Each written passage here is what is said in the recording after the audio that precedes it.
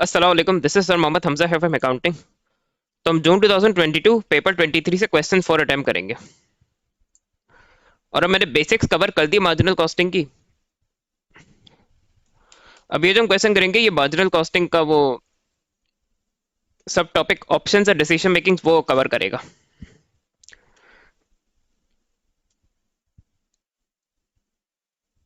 अच्छा, G Limited manufactures products at two factories, the company uses marginal costing. तो पहले उस पर मैं कैलकुलेशन वाले पार्ट्स अटेम्प्ट करूंगा, फिर लास्ट में मैं ये थ्योरी के पार्ट्स अटेम्प्ट करूंगा। State the formula for calculating the margin of safety in units and sales value. At times देखो फॉर्मूला का ये भी बेनिफिट है कि आपसे फॉर्मूला ही पूछ लेता है।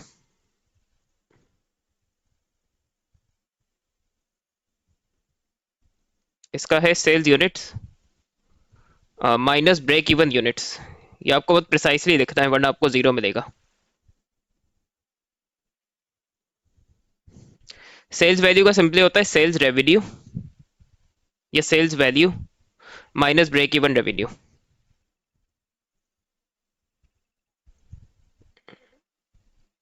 ब्रेक इवन वैल्यू या ब्रेक इवन इन रेवेन्यू या ब्रेक इवन इन डॉलर, जो भी आप दिल चाहे लिख दें। अच्छा, at one factory a single product is made, the following budgeted details are available.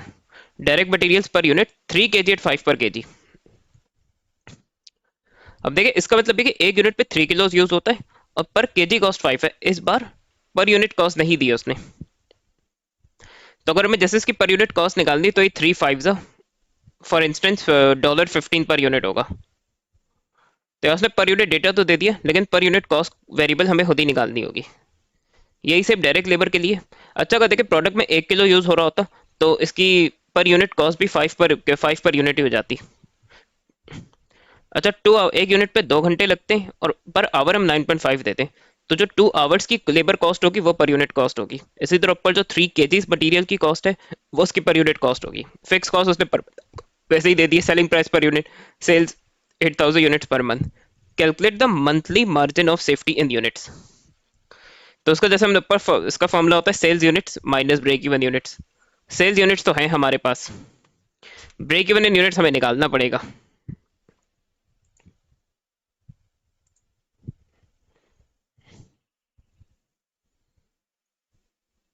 तो ये पहले इसका पर यूनिट डेटा कम बना लेते हैं।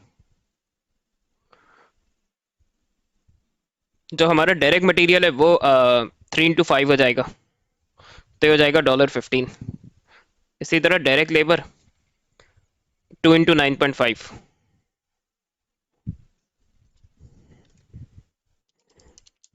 तो ये हो जाएगा 19।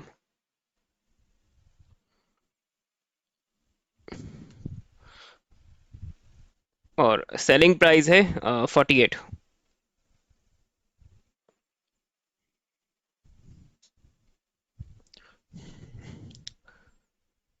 तो अब हमें पहले कंट्रीब्यूशन पर यूनिट निकाल देना चाहिए।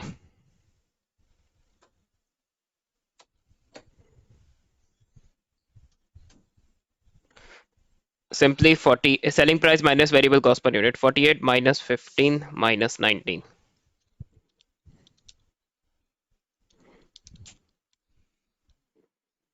तो ये हो गया $14। अब मैं ब्रेक इवन यूनिट्स निकाल लेता हूँ उसके।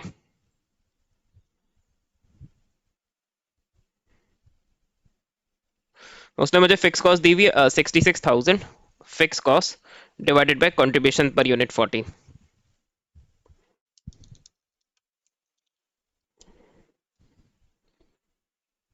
तो ये हो जाएगा 4714 यूनिट्स।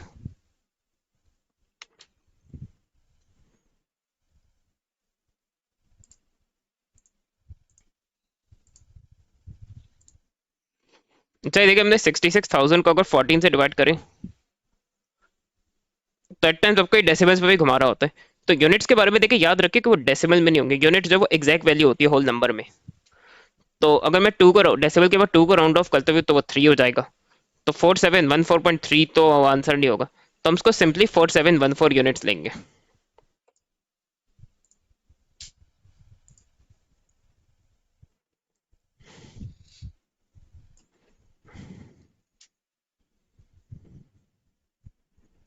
अब मार्जिन ऑफ सेफ्टी यूनिट्स हम आराम से निकाल सकते हैं।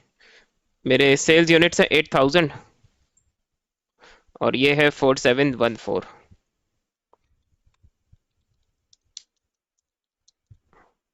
तो ये हो गया 3286 यूनिट्स।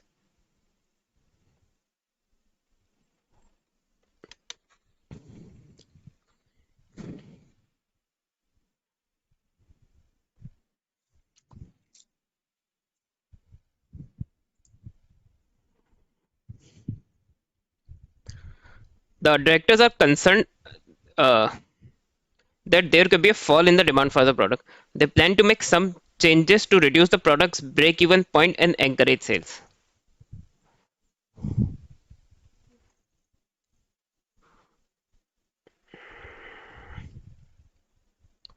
तो ब्रेक इवन के बारे में एक चीज है जो आप लोग को क्लियर होनी चाहिए कि lower the better.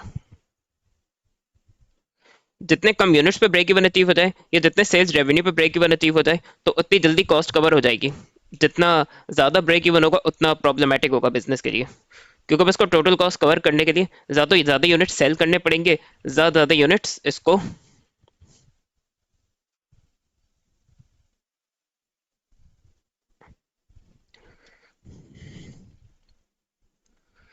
use a different grade of material.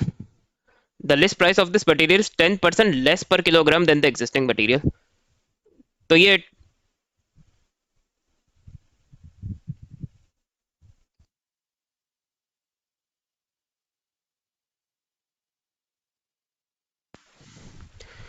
तो इसका ये नहीं कि 10% पर यूनिट कम हो रहा है, 10% पर केजी प्राइस कम हो रही है। तो उसका ना आपके ऊपर ये इसकी 5 की बात कर रहे हैं तो ये 5 रिड्यूस होगा 10% से। तो इसलिए इसका पर यूनिट कॉस्ट पे इफेक्ट होगा। Each unit will require 5% more kilograms of this material. अच्छा, और हर यूनिट पे 5% मोर मटेरियल यूज होगा, तो यानी 3,5% से बढ़ाएंगे।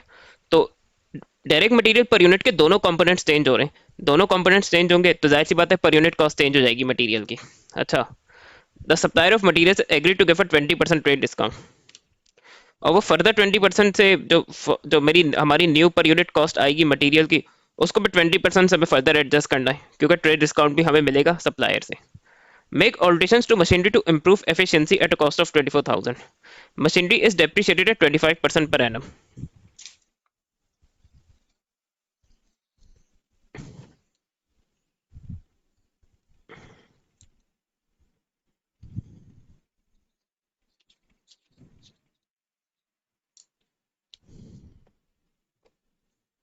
अच्छा, ये जो डेप्रिसिएशन का रेट है पर एनम है, ये एनुअल रेट है। Introduce a sales commission of 0.5 per unit. अच्छा, ये कमीशन जो है वो आप लोग का वेरिएबल कॉस्ट होता है और ये डिपेंड करता है यूनिट सोल्ड पे। अभी तो आप लोग के लिए प्रॉब्लम नहीं, क्योंकि मार्जिनल कॉस्टिंग में एजम्पशन होती है production and sales units are same, तो दोनों इक्वल होते हैं। लेकिन जहां जैसे प्रॉफिट स्टेटमेंट्स होगा तो उस पे जैसे प्रोडक्शन और सेल्स के यूनिट्स डिफरेंट होते हैं।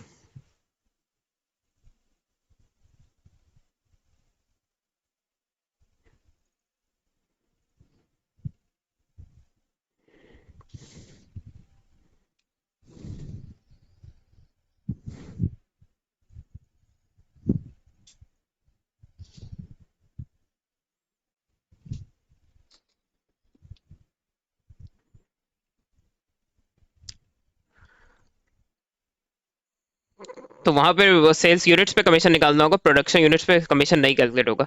रिड्यूस सेलिंग प्राइस पे 1.5% पर यूनिट। तो 1.5% नहीं, 1.5% से डिक्रीज करेंगे सेल्स प्राइस को। Calculate the decrease in the monthly break even point in units if this. अच्छा, monthly break even point in units का डिक्रीज निकालना है। तो ये देखिए, जैसे डेप्रिसिएशन 25% ना, ये एनुअल रेट है, तो इससे एनुअल डेप्रिसिएशन आएगा। तो इसको जैसे एनुअल डेप्रिसिएशन निकाल लें, उसको फिर हमें मंथली में चेंज करना होगा।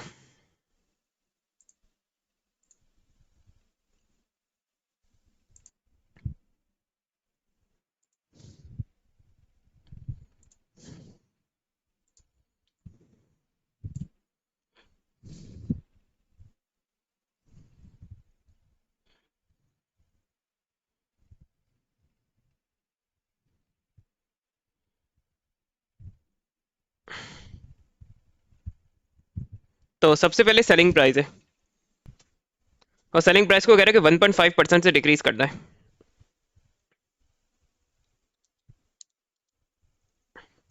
तो 48 का अगर मैं 1.5% निकालूँ तो 0.72 आएगा।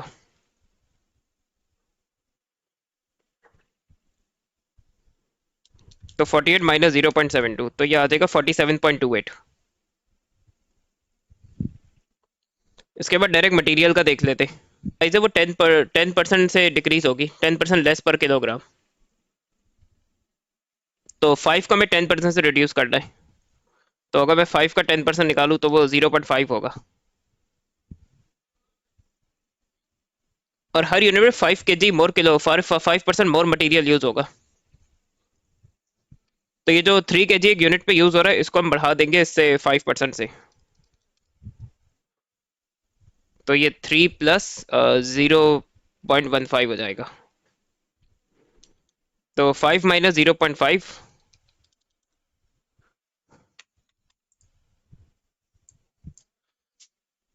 तो ये हो जाएगा 5 माइनस 0.5। ये पर केजी प्राइस है, और जो केजीज पर यूनिट है वो बढ़ जाएंगे। तो ये दोनों आपस में मल्टीप्लाई करेंगे तो 14.175 आएगा डायरेक्ट मटेरियल। और इसको हम 20% से डिक्रीज करेंगे।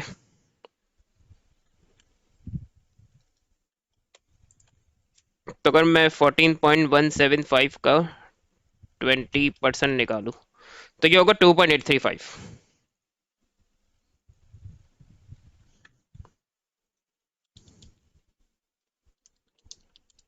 तो ये आ जाएगा 11.34।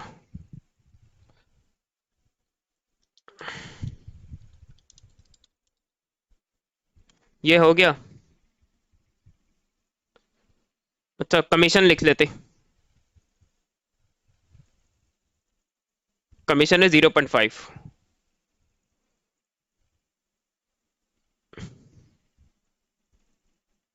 अच्छा, डायरेक्ट लेबर में कुछ कहा नहीं है तो डायरेक्ट लेबर हम ऊपर का एक प्रीवियस कॉपी कर लेंगे। तो वो ये 19 ही रहेगा।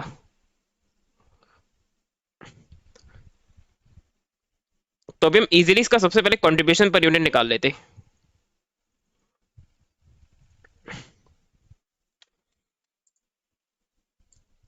तो इसका new contribution 47.28 minus 11.34 minus 0.5 minus 19।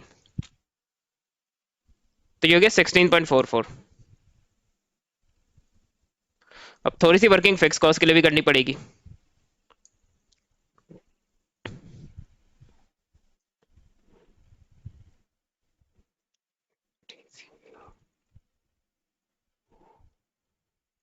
तो डेप्रिसिएशन फिक्स कॉस्ट होती है।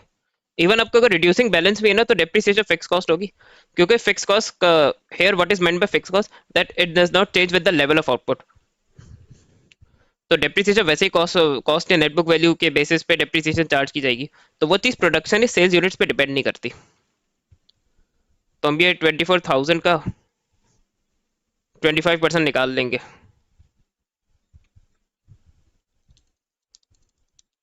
तो ये हो गया 6,000।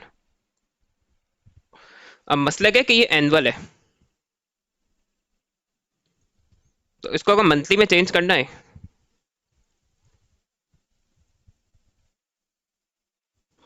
तो आप 6,000 का डिवाइड बाय 12 कर दें, क्योंकि हमें सिर्फ एक महीने मंथली कैलकुलेशन कर दी है इसमें। तो एक महीने का डिप्रिसिएशन आ जाएगा 500।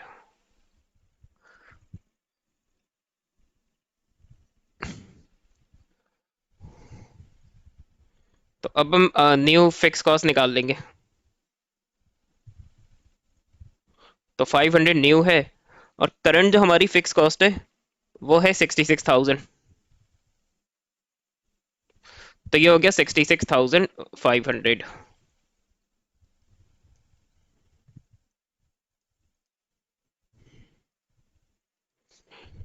अब हम पहले न्यू ब्रेक इवन पॉइंट निकालेंगे।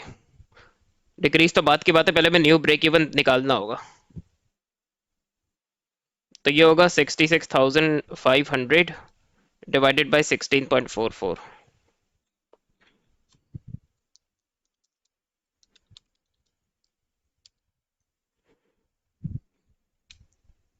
तो ये हो गया 4045 यूनिट्स।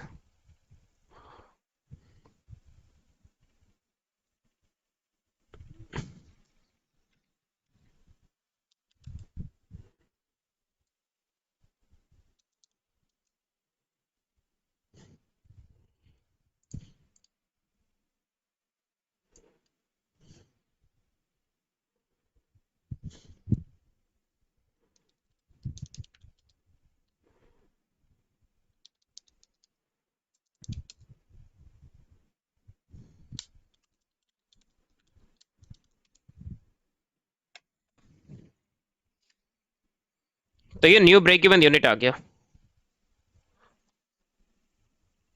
और हमारा प्रीवियस ब्रेक इवन यूनिट था 4714, तो रिड्यूस तो हुआ है।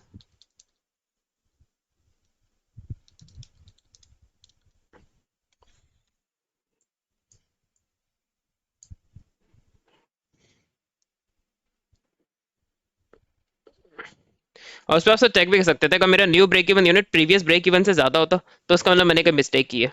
प्रीवियस ब्रेक इवन से लोअर आया न्यू ब्रेक इवन यूनिट, इसका मतलब हमने सही कैलकुलेशन की है। तो ये हो जाएगा 4714 -4045।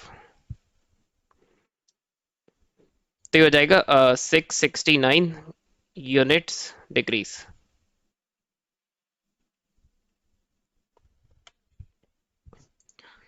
तो आई होप से आप लोग को क्लियर है।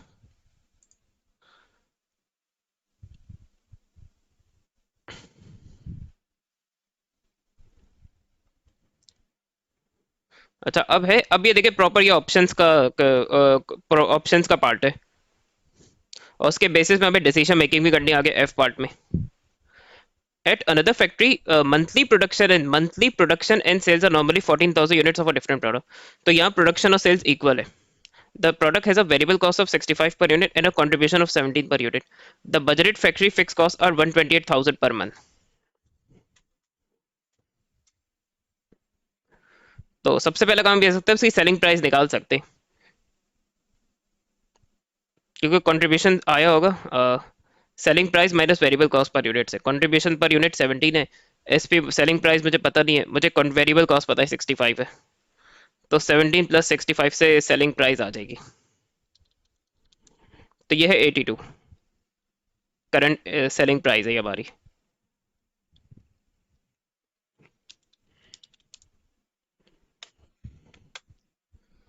पर मंथ फिक्स कॉस्ट दे दी। अच्छा, major customer normally purchase 5500 units per month, however the company has been inform that no units will be required by this customer in August 2022। They are considering two option. क्योंकि देखिए option इस पे थोड़ा easy है, तो मैं पहले आपको ऑप्शन बी करके दिखाऊंगा, मैं वो प्रेफर करूंगा। Continue with normal production in August. Normal production हमारी ये नॉर्मली 14,000 यूनिट, तो हम यही प्रोड्यूस करेंगे।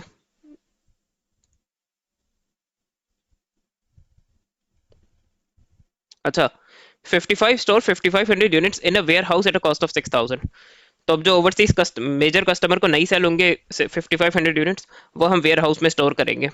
तो ऑब्वियसली एक फिक्स कॉस्ट आएगी हमें उसकी। At the end of August an overseas customer will purchase all the units in the warehouse at a special price of 70 per unit.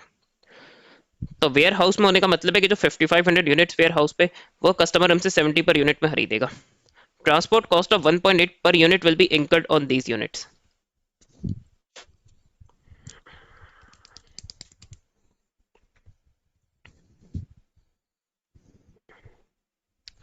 और ऑन दीज यूनिट्स, तो ये ware house वाले units ही है, जाहिर सी बात है, क्योंकि यही जो ओवरसीज कस्टमर को हम एक्सपोर्ट करेंगे यूनिट्स, उस पर ही ट्रांसपोर्ट देंगे।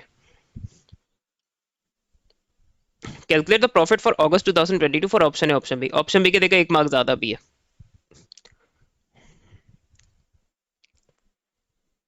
तो सही करते, काफी इंटरेस्टिंग है।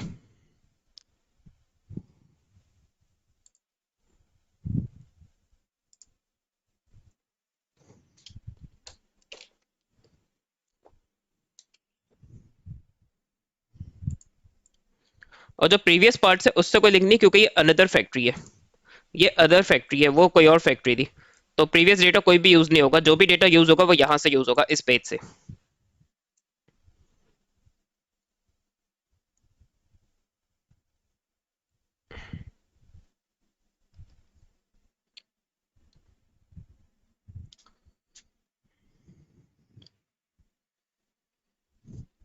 अच्छा, अब मैंने तो आपको देखा अभी जो बेसिक से क्वेश्चन किए तो उसमें बताया था कि अगर प्रॉफिट आप डायरेक्ट निकालें यानी कंट्रीब्यूशन पर यूनिट को यूनिट से मल्टीप्लाई करा के टोटल कंट्रीब्यूशन निकाल लें, उस पर से फिक्स कॉस्ट माइनस करके प्रॉफिट निकाल लें, तो अगर जैसे आपका सेलिंग प्राइस में वेरिएबल कॉस्ट में या फिक्स कॉस्ट पे कोई चेंजेस नहीं आ रहे तो शॉर्टकट से प्रॉफिट निकालना मैंने रिकमेंड किया था।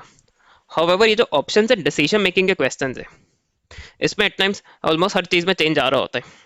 और अभी तो अब ओवर टाइम के क्वेश्चन में आगे करूंगा तो उसमें थोड़े और कॉम्प्लिकेटेड सिनेरियो होगा, तो शॉर्टकट यूज करने में ना आपके उससे हो तो जाएगा, मैं आपको उससे भी करके दिखाऊंगा ये वाला क्वेश्चन, ये वाला पार्ट जो है, लेकिन उस पर सिली मिस्टेक के चांसेस ज़्यादा है और एग्जाम प्रेशर भी होता है पेपर में।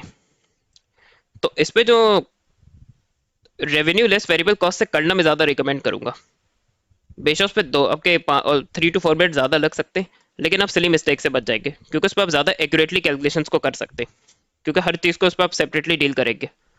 तो पहले मैं इस पे रेवेन्यू लेस वेरिएबल कॉस्ट से करके दिखाऊंगा, ये इसका मेथड 1 है।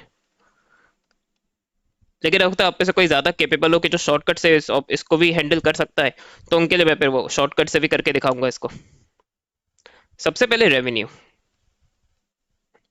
और रेवेन्यू का सीन क्या है देखिए, जो 5500 यूनिट्स है वो 70 पर यूनिट पे ओवरसीज कस्टमर लेगा, तो 70 को मैं करवाऊंगा 5500 से।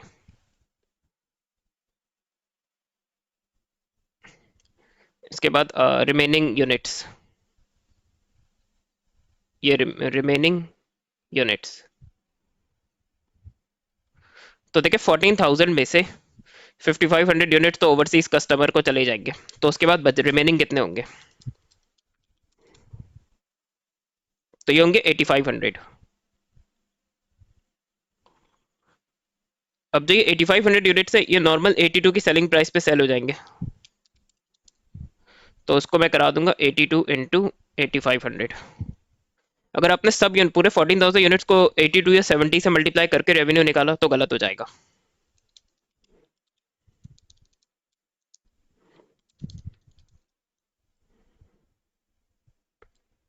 तो ये हो गया 1082,000।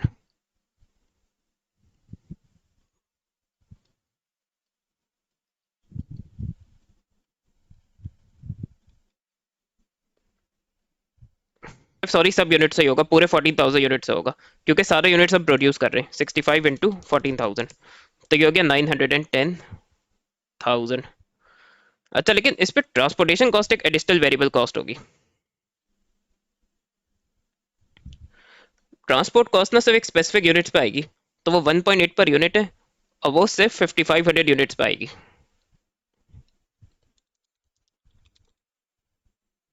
तो ये हो गया 9900।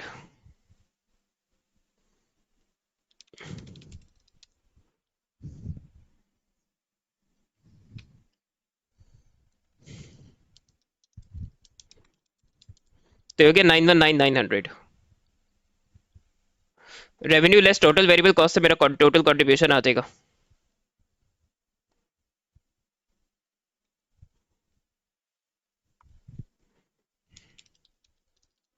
तो ये हो गया 162,100।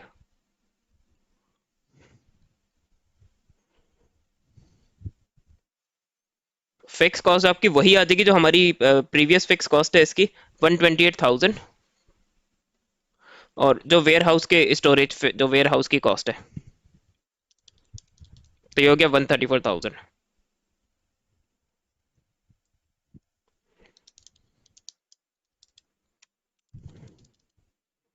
तो ये हो गया 28,100, इसका प्रॉफिट हो गया।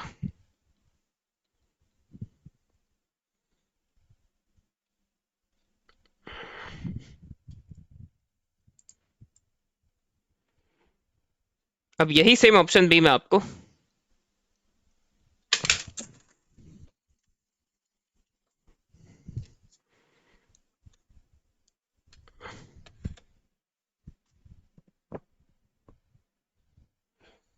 मेथड 2 से भी करके दिखाऊंगा।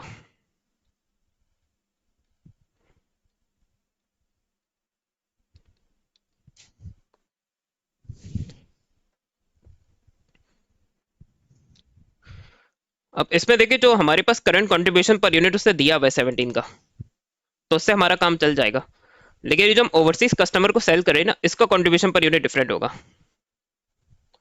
क्योंकि उस पर हमारी ट्रांसपोर्टेशन कॉस्ट भी है।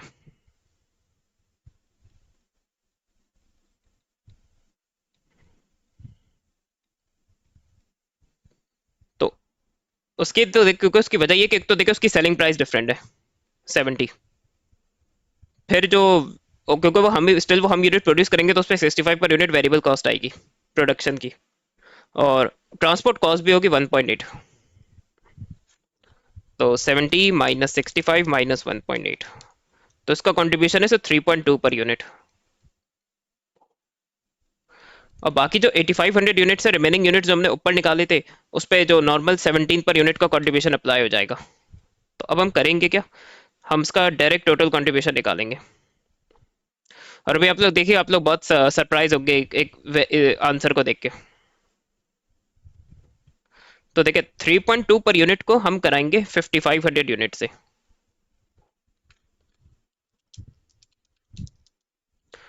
और फिर जो 8500 यूनिट्स है उसको हम 17 पर यूनिट से ही करवाएंगे। अब मैं आपको यही कैलकुलेटर में करके दिखाता हूँ कि देखें 3.2 इंटू 5500 प्लस 17 इंटू 8500। तो देखिएगा वही टोटल कंट्रीब्यूशन आ रहा है जो ऊपर रेवेन्यू लेस वेरिएबल कॉस्ट से करके प्रीवियस मेथड में निकाला था। मेन थिंग इज कि अगर आप सही करेंगे तो टोटल कंट्रीब्यूशन टोटल सेम आएगा।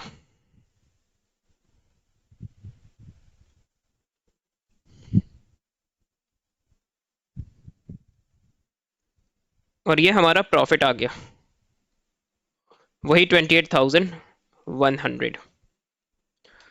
तो आई होप आप लोग को ऑप्शन भी क्लियर है अच्छे से। अब हम ऑप्शन ए देख लेते हैं जो बहुत ही इजी है in comparison to option B. Reduce production by 4000 units. तो करंटली नॉर्मली मैं 14,000 प्रोड्यूस कर रहा हूँ, तो 14 माइनस 4, अब मैं सिर्फ 10,000 यूनिट्स प्रोड्यूस करूंगा।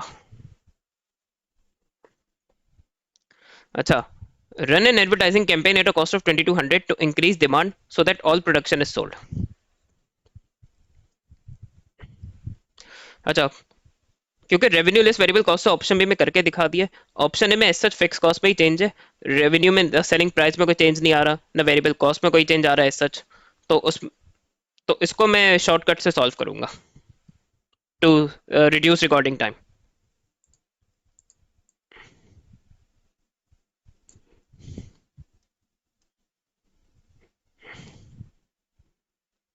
E1 ऑप्शन ए।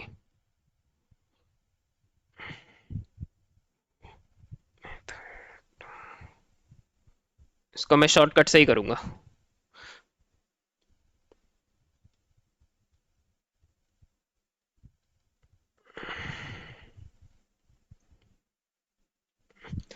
तो टोटल कंट्रीब्यूशन 17 पर यूनिट है और मेरे यूनिट है 10,000।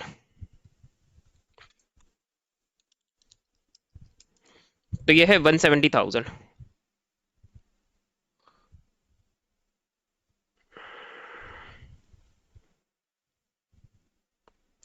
फिक्स कॉस्ट जो मेरी करंट है वो 128,000 है, और जो एडिशनल एडवर्टाइजिंग कॉस्ट है वो 2200 है।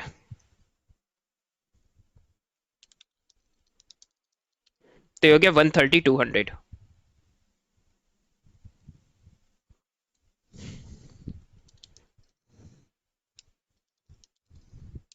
तो ये हो गया 39,800।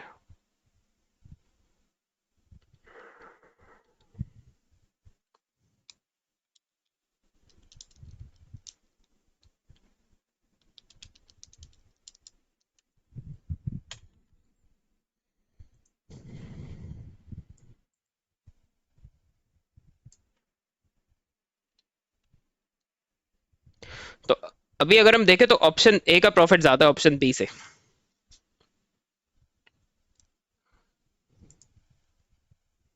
तो advise the directors which option they should choose, justify answer by discussing growth financial and non financial factors. 5 marks का है तो आपको ज्यादा लंबी नहीं करनी है। सबसे इजी वे आउट मैं बताऊं, सबसे पहले कैलकुलेशन को कंपेयर कर लें, 1-2 मार्क्स तो उसी के हो जाते। फिर उसके बाद ये कि इसका आंसर लिखते हुए ना, ये जो जो ऑप्शन ए और ऑप्शन बी में हैपनिंग्स हो रही हैं उसको दोबारा गो थ्रू करें। तो इससे आपको पॉइंट्स बनाने में आसानी होगी। जो जो ऑप्शन है ऑप्शन बी में हो रहा है उससे आपको as many as possible points बनाने की कोशिश करनी है। जैसे प्रॉफिटेबली बात करें तो ऑप्शन ए का ज्यादा ऑप्शन बी से, बेहतर है कि आपसे डिफरेंस भी निकाल के दिखाते। तो कभी वो उस डिफरेंस को निकालने के मार्क्स देता है, कभी वो इसी मार्क्स पे मार्क्स दे देता है कि अगर आपसे थ्योरेटिकली मेंशन कर दे कि profit of one option is higher और is better than the other, is better than another option.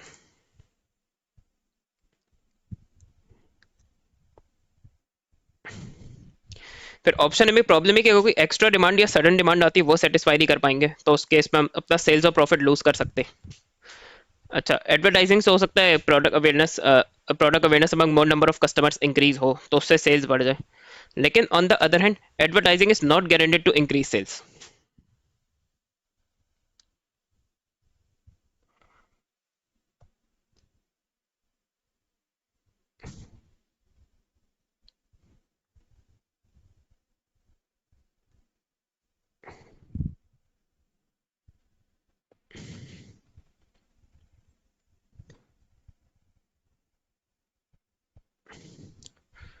उसके बाद ऑप्शन बी में ये कि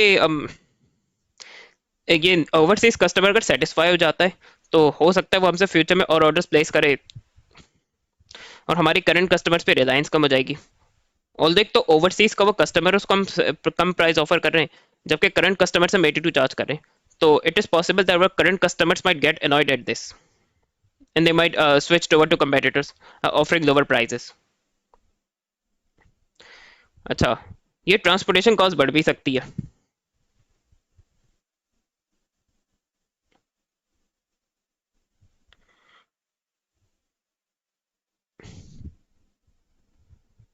अच्छा, ऑप्शन ए में एक प्रॉब्लम, ऑप्शन दोनों में फिक्स कॉस्ट इंक्रीज हो रही है।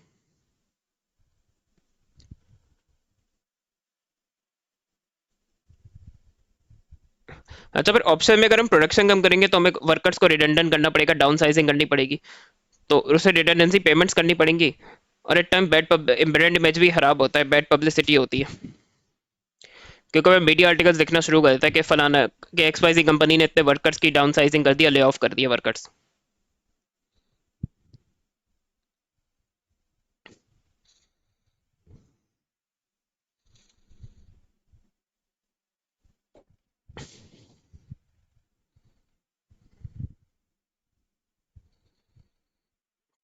तो अब इसका आंसर बना देता हूँ मैं।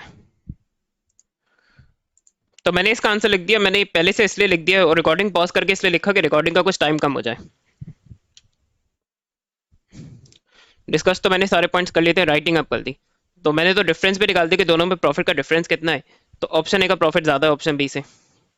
ऑप्शन ए में रिडंडेंसीज करनी पड़ेंगी, उसकी वजह से रिडंडेंसी पेमेंट से बैड पब्लिसिटी का इशू आएगा।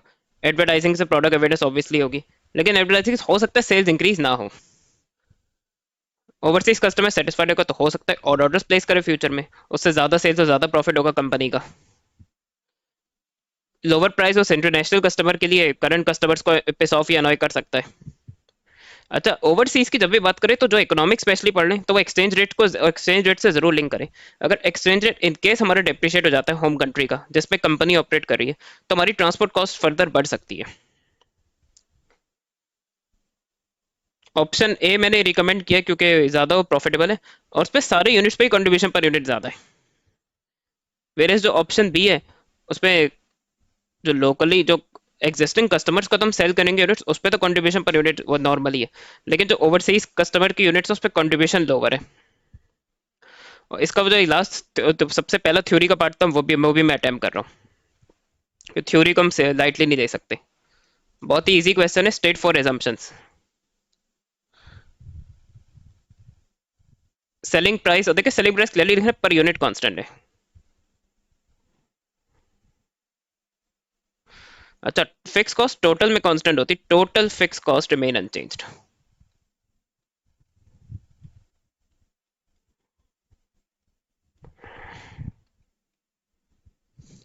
अच्छा, उसके अलावा all costs can be separated into fixed and variable.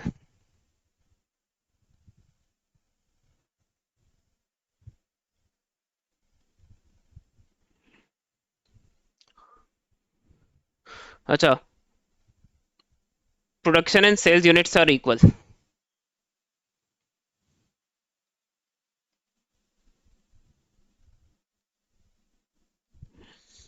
तो तो आई होप आपको क्लियर हुआ कि ऑप्शन डिसीजन मेकिंग कैसे डील करना है। अभी मैंने थोड़ा सा रिलेटिवली इजी क्वेश्चन से स्टार्ट किया है। अभी आगे मैं थोड़े और ट्रिकी और चैलेंजिंग क्वेश्चंस भी करूंगा इसके। अल्लाह हाफिज।